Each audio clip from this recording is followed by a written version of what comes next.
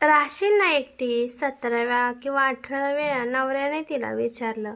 राहील की यापूर्वी नाही का? किती वेळा राहिली आहे? माहीत आहे ग, पण आज पाऊस खूप पडतोय, लाईट पण गेलेत. बघ, नाही तर रद्द करतो माझं जाणं. नको, जावा तुम्ही, मी राहिले एकटी. आणि अंगणात मोती आहे ना, कोणी आलं तर तो भुंकीलच की. तुम्ही अजिबात काळजी करू नका. तिने इतकं बजावल्यावर शेवटी तो घराबाहेर पडला. तिन्ही सांजा झाल्या होत्या. तिने देवासमोर दिवा लावला. घराची सगळी दारं नीट बंद करून घेतली. आज नवरा जेवायला नसल्यामुळे स्वयंपाकाला दांडी मारायचं तिने आधीच ठरवलं होतं. आपण काय बरं खावं, थालीपीठ का भात? शेवटी तिने शिरा फायनल केला. झालं एकदाचं. लाईट गेलेले असल्याने घरात 1-2 ठिकाणी तिने कंदील लावून ठेवले. आणखीन एक कंदील पडवीतल्या झोपड्यावर ठेवून ती लायब्ररीतून आणलेले पुस्तक वाचत तिथेच बसली. गावाच्या टोकाला त्यांचं हे एकच घर, पण सवयीने एकटेपणा जाणवायचा नाही. अगदीच नाही म्हणायचला. बिरबलच्या गोष्टीतल्या कंदीला इतपत अंधाराला समोरच्या डोंगरावर एक घर होतं. जोरात हाक मारली तर ऐकू जाईल इतक्या अंतरावर. पाऊस वाढत होता. शिरा खाऊन घ्यावा आणि झोपायला जाण्यापूर्वी एकदा गाय वासराला खायला घालावं म्हणून कंदील घेऊन ती गोठ्यात गेली. गोठ्यात गाई वासराला खायला घातलं. गायीने मोठमोठ्या डोळ्याने तिच्याकडे बघितलं. तिचा हात चाटला. आपण कुठे एकटं आहोत, हे आहे की आपल्या सोबतीला. तिने परत एकदा स्वतःला बजावलं. झोपायला जाण्यापूर्वी तिने सहज म्हणून डोंगराच्या घराकडे बघितलं. एव्हाना तिथे पण सगळे झोपून शांत झाले असायला हवं होतं, पण नाही. तिथे तर माणसांची चाहूल दिसत होती. ती बघते बघते तेवढ्याच 2 गाड्या आहेत तिथे आलेल्या दिसल्या. ओठ्यावर 8-10 माणसं वावरताना दिसत होती. मध्ये दबक्या आवाजात कोणीतरी रडतंय असा तिला भास झाला. तेवढ्यात मोतीने पण सूर लावला. काही अघटित तर घडलं नसेल ना? आणि असेल तर कोणाच्या बाबतीत? समोरचं घर गावात पूर्णा आजीचं घर म्हणून ओळखलं जायचं. पूर्णा आजी सुईण होती, पण बाळंतीला मालिश करण्याचं काम पण करायची. गावातल्या सगळ्या घरातून पूर्णा आजीचा मुक्त वावर असायचा. हिची दोन्ही मुले हॉस्पिटलमध्ये जन्माला आली, पण पुढे आंघोळी घालणं, शेकटी करणे पूर्णा आजीने केलं. आता कुणाकडे बाळंतीण अडली म्हणून पूर्णा आजीला बोलवायला तर कोणी आलं नसेल, पण हल्ली ती थकली होती. सुनीचं काम करणं तिनं बंद केलं होतं. शिवाय गावात हॉस्पिटल झालं असताना तिकडं जायचं सोडून यांच्याकडे कोण येईल? पूर्णा आजीलाच तर काही झालं नसेल ना? 2 दिवसात अंगणात वावरताना दिसली नव्हती. 2-2 गाडीतून माणसे आली आहेत म्हणजे नक्कीच पूर्णा आजी गेली असणार. जसजसा ती विचार करत होती तसतशी तिची खात्रीच पटली की पूर्णा आजी गेली. संध्याकाळी नवऱ्याला मी एकटी राहील शूरपणे म्हणाली, पण आता मात्र तिला खूप भीती वाटू लागली. पूर्णा आजी गेली असेल तर आपण अंत्यदर्शनाला गेले पाहिजे. नवरा असता तर गेलोच असतो आपण, पण आता एकटीने शक्य नाही. जरी ते घर दिसताना समोर दिसत असलं तरी तिथे जायला वेढा घालून जायला लागत होतं.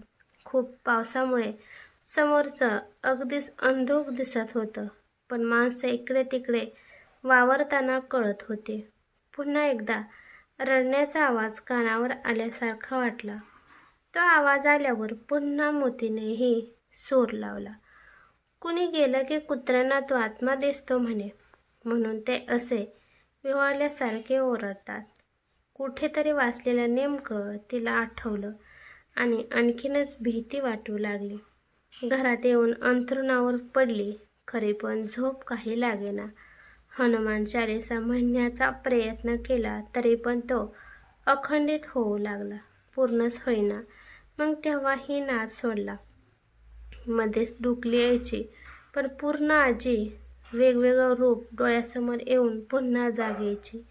एकदा तर ती घरात वावरते, डिलिव्हरी झाल्यावर तेल मालिश करायची तसं करते असा भासही झाला. आता समोरून भजनाचे अस्पष्ट असे आवाज येऊ लागले. नक्कीच प्रेत जागवू येतात. एरवी दूरवर येणारे भजनाचे स्वर किती गोड वाटतात कानाला, पण आता ते स्वर तिची भीती वाढवित होते.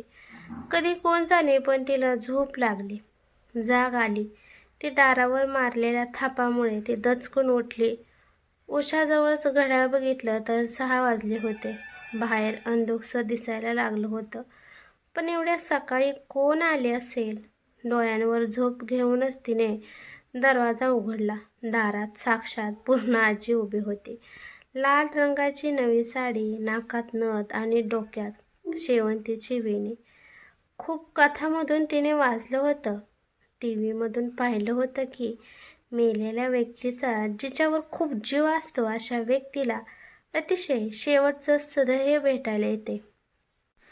पण पिक्चरमध्ये बघायला किंवा कथेमध्ये वाचायला ठीक, पण प्रत्यक्ष स्वतःच्या बाबतीत एक किंकाळी फोडून ती बेशुद्ध झाली होती.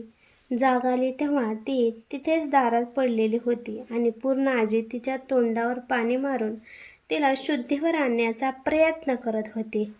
भूत भूत हवा वाचवा अशी जोरात किंचाळी मारण्यासाठी तिने तोंड उघडलं. ए बाई, उठ, झपाटलीस वाटतं.